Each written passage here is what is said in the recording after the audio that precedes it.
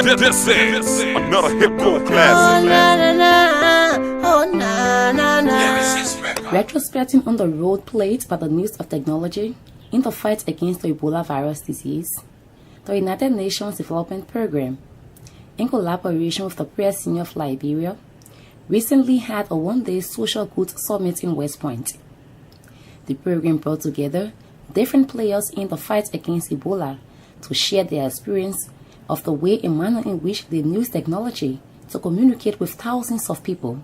At the start of the program, the Township Commissioner of West Point, Mr. Samson Young, welcomed everyone and said he hopes that the Social Goods Summit will go worldwide in serving its purpose. We have come to brainstorm and exchange ideas on how best we can make use of technology in advancing our mission.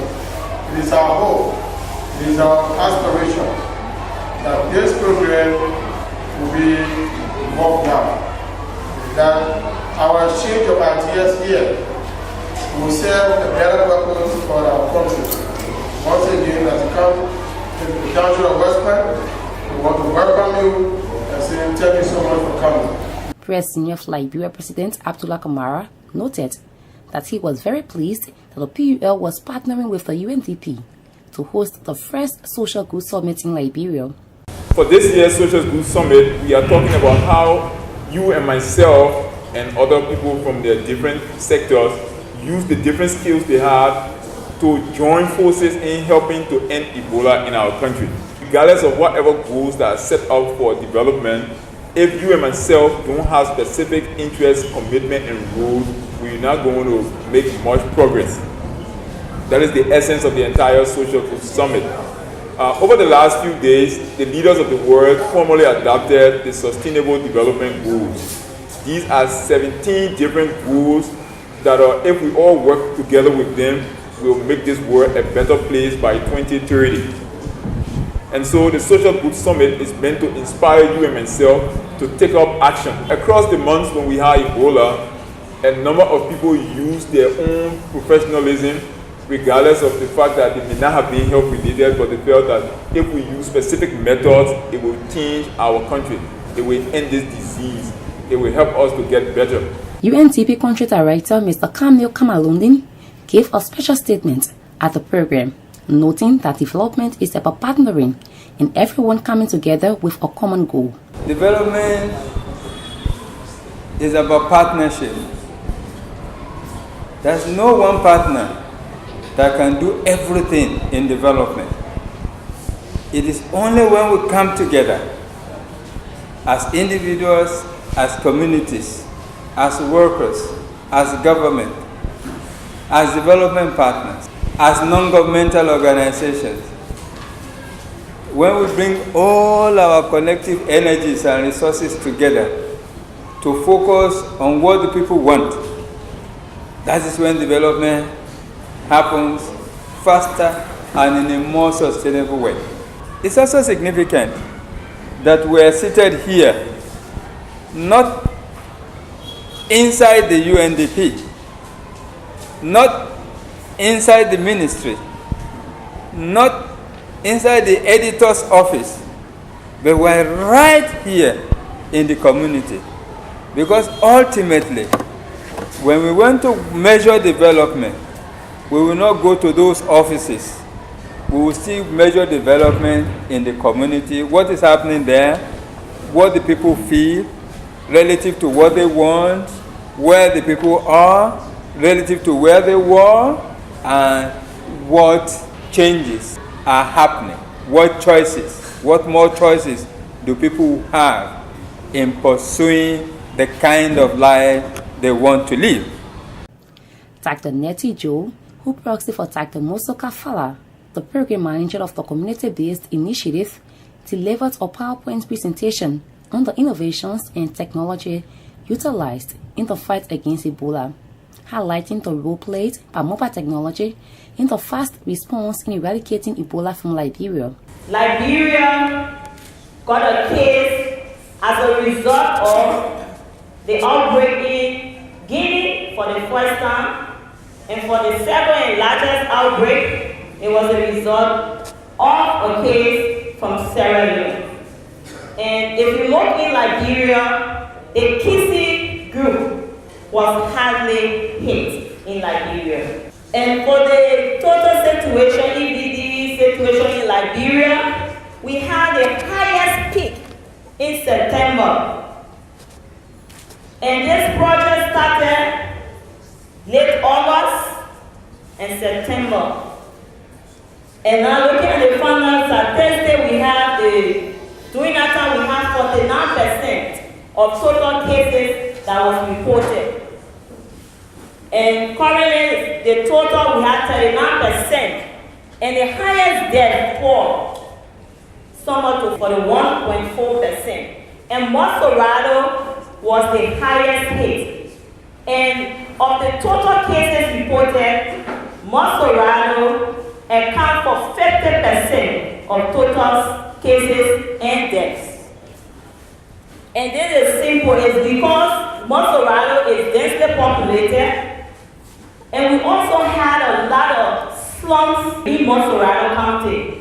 Ebola is something that we say is related to poverty. Because with our experience, we noted the highest area that were here were those areas you found people struggling, the slum area in Mosorado County. And we have example, we have Newton, West Point. The total confirmed case in Guinea is 3,492, and look at Liberia coming with 9,712, the total number of cases, and we have confirmed cases of 3,151, similar to 32%. If you really observe, you will notice that Liberia did not have a lot of confirmed cases, even though we have a lot of probable cases. It's because for the initial stage we have the limited lab capacity. So we're not able, some of the people die without being tested. There was time allotted for journalists who risked their lives and braved a storm in the fight against the deadly Ebola virus, in disseminating information to the public without the slightest thought that they themselves would have died of the virus. And one of such persons was Koluba Akwe, a journalist from Radio Ketuman in Vonjama, Lofa County. He now explains more. I was one person who didn't believe that Ebola was real. I even went on Facebook, I said that the nurses and the doctors were killing people. And if you look at it realistically, because at the time the doctor wasn't trained. So at the Terawea hospital, once they say you are suspected, they're going to put you in a lay room and then just spray under the room. And knowing how intoxicated that chlorine is, on August 2nd, here is where the Ebola patient, first in Lofa, the Boma Hospital. Foya Boma Hospital is way around Foya district along the border. Because we come from Sierra Leone, it's not far to enter Foya. There where the first patient was treated. And the doctor, the ORC for that hospital died because he used a patient food. When that news broke up, I took a motorbike to go there. Can you imagine that? They said Ebola because I wanted to see for my own self. I didn't know the enemy I was fighting. It was like a secret. People didn't believe it. I was still doubting it. Until that morning, on my way to work, I saw a guy. This guy, he is thought to have been responsible for carrying Ebola in Bakedu town. And Kwanibone is a district, but Bakedu is located within Kwanibone. It is the smallest district in Lofa County. This guy took a patient from here and took the patient. Before he took the patient, they told him that this patient was not a good patient. Then they zipped the patient up into a plastic. Now, I'm not suit with the face up. When he got to the bridge to Bakedu, he decided, he said, I can't carry my father in this kind of mood. Because they made a traditional man. That's how he unzipped that jacket and threw the coat away and took the old man in the village. See how, I'm sorry, the Muslim community had to respect our elderly people. At that time, a predominantly Muslim. People went, start hawking the old man, kissing the old man, washing him. They will all stop. Then they pour in the hammer, put the old man in the hammer, and took him to Guinea. This fellow decided to come back. He was a taxi driver. He decided to come back to Monrovia. On his way, information reaching Zozo that all the old man he brought had died. When he went back for the burial, 3 days after, he could no longer move. There where I took the phone, I called the hospital. The hospital could not respond. I on the radio, I announced that people should go and help the guy taking off the streets. No way, so I called for your hotline. The only thing the hospital told me was that the ETU were initially billed for only 25 patients, but they had 75 already. So they could not take this guy. So the guy lied in the streets in Vonjama, in front of his house, refill him until he died there. People told their sick people in wheelbarrows, going to fire car. No vehicle to take anybody from there. Everything just went upside. That's why I told the guy picture. I said, but I can do something.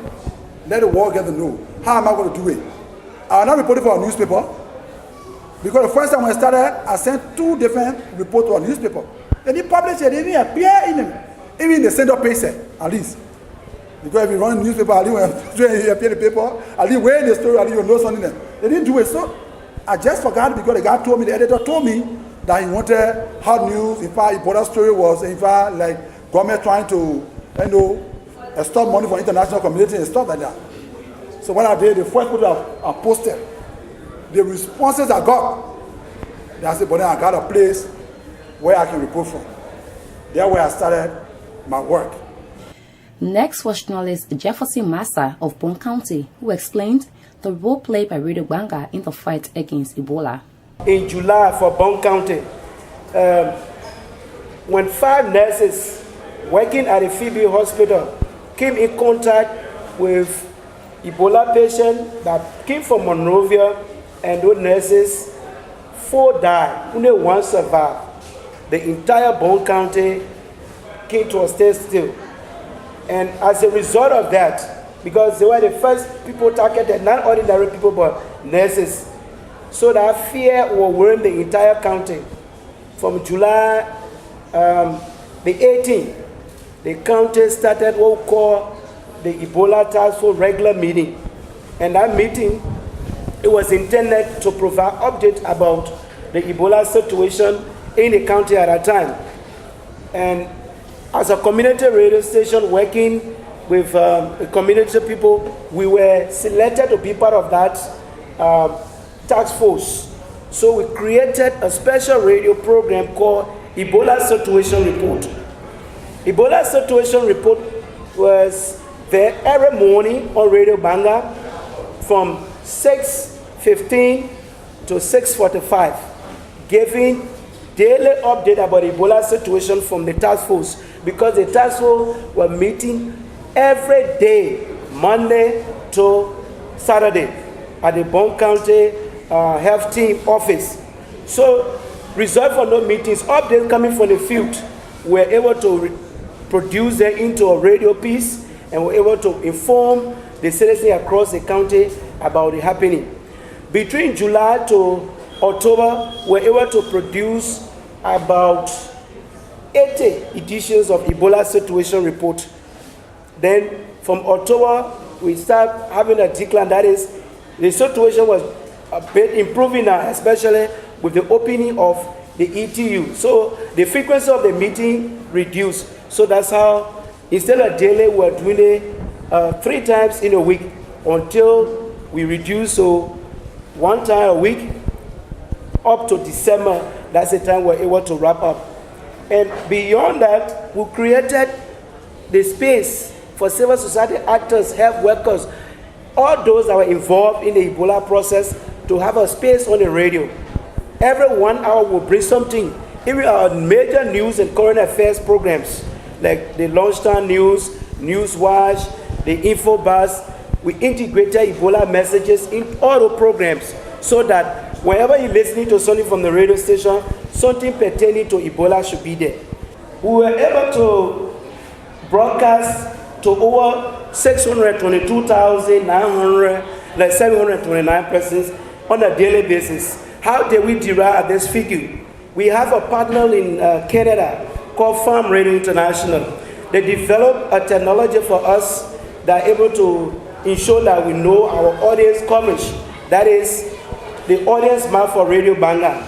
So we're able to supply that information about the station, especially the wattage of the transmitter, the height of the tower, the bit, and what have you. So from there, they were able to manipulate that information, and they came up with an audience map for the radio station that clearly tell you where are those areas, those counties, those districts that the station covers. So on a daily basis, we provided information. We provided relevant information to residents of Bon County about Ebola to increase their knowledge of simple preventive measures. We increased public education about the various preventive measures available.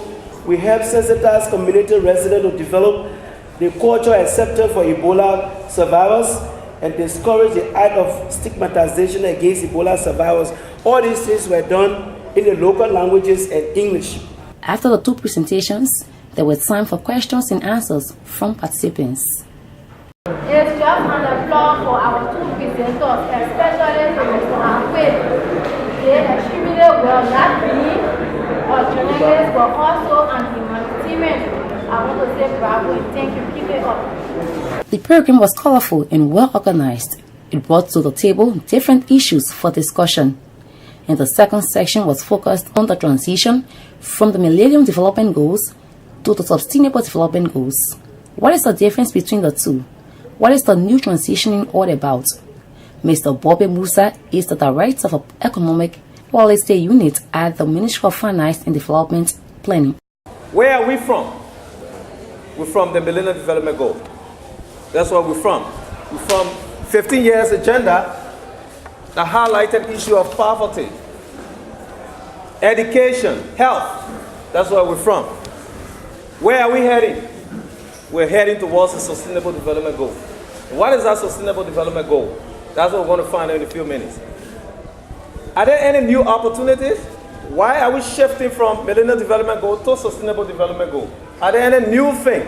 Are there any new opportunities? That's what we're going to find out. Because if it were something new, why would we then shift? Why would we need an amendment? So that's what we're going to be looking at. And the next one is that what new driver we think can get us there? And this is the essence of the Social Good Summit today. And our concentration is on technology. How can we use technology as a way of getting us where we belong?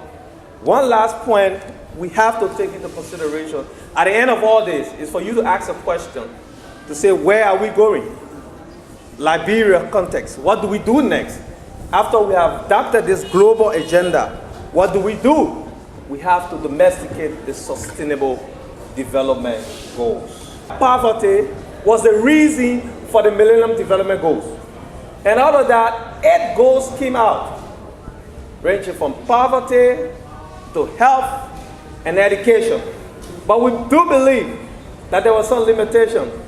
Haven't we learned? Yes, we did. Are there any lessons? Progress with the MDGs. Were there any progress?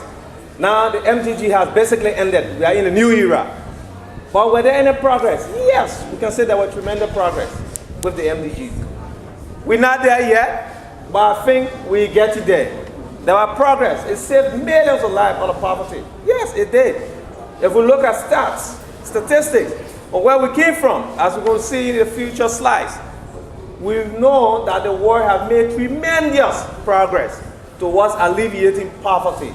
And poverty is basically defined by the World Bank standard of any person per day who consumes less than $1.25 US dollars.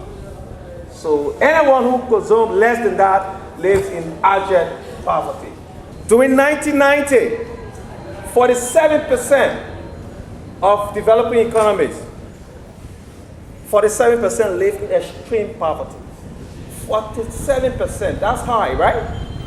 Live in extreme poverty in 1990. But see where we are today in 2015. That number is what? 14%. Governments around the world are making tremendous effort. We will get there.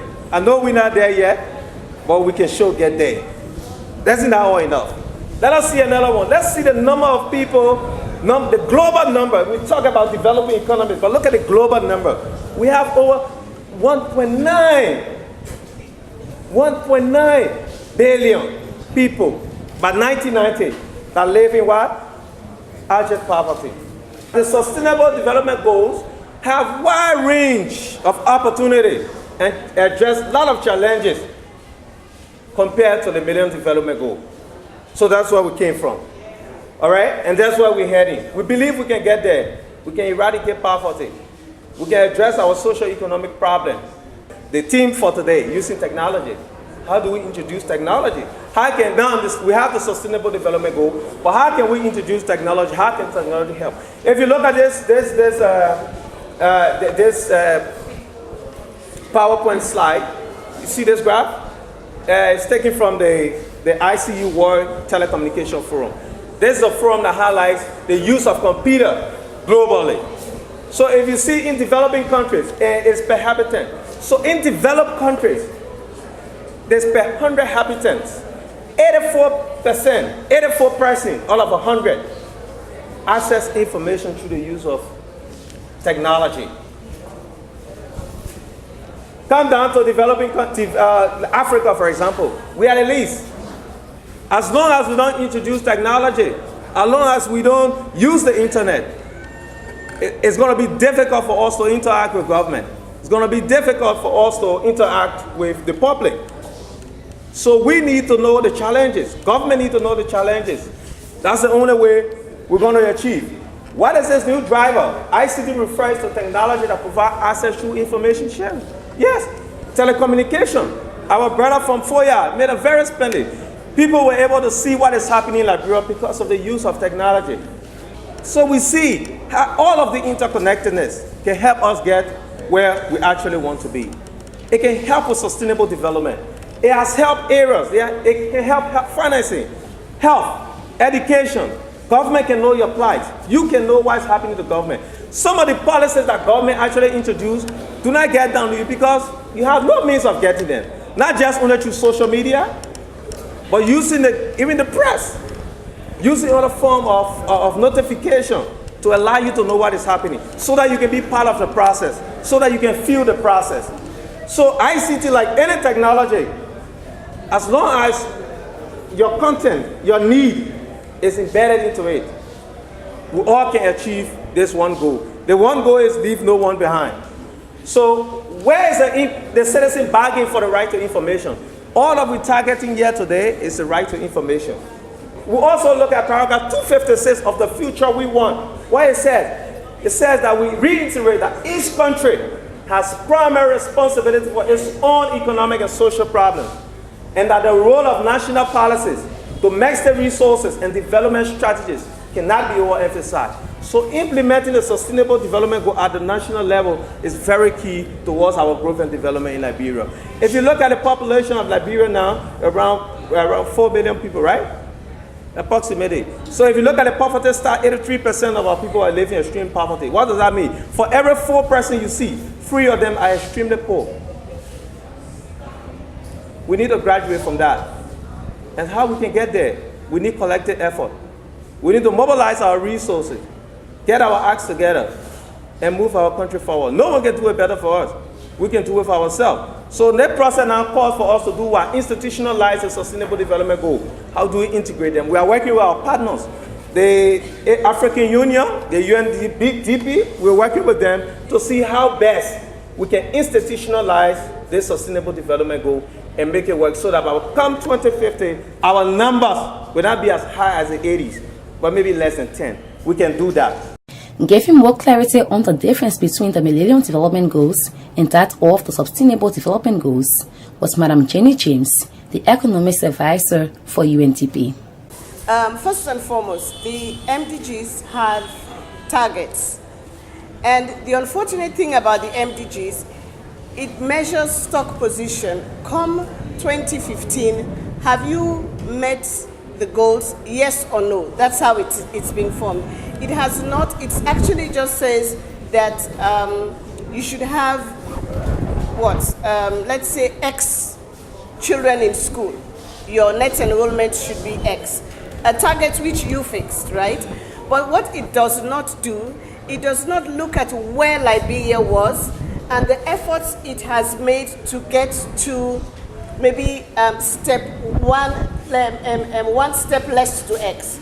So if it was supposed to, probably to make it more graphic, if the goal was to get to Paintsville, right, and Liberia has gotten as far as Tubman Boulevard, the MDG does not show how Liberia moved from West Point to Paintsville, how much resources it put. Because for Liberia, in 2003, when Liberia adopted the MDGs, they were still in war. Things were not stable.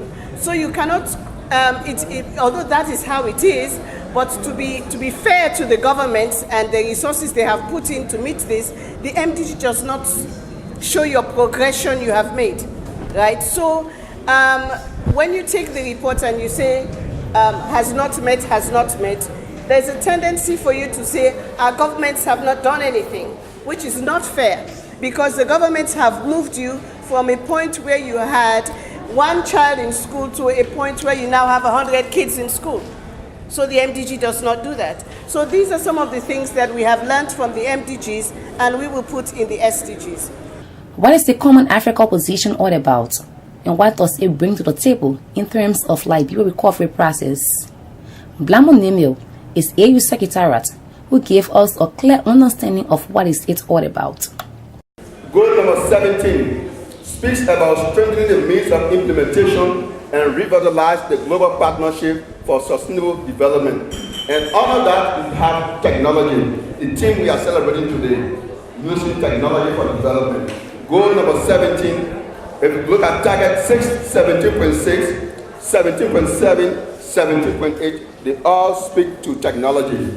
The process of technology started discussions in Liberia, Monrovia, like I said, 1979. We have been a part of the process.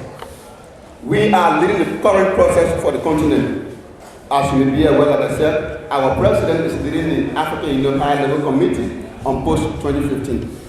The Social Good Summit allows everyone to explore their talents in the growth and development of their communities in Liberia at large. It also encourages people to take up action for change. It is hoped that if everyone works together in sustaining the 17 goals set up by the world leaders, then Liberia will be a better place for all by 2030.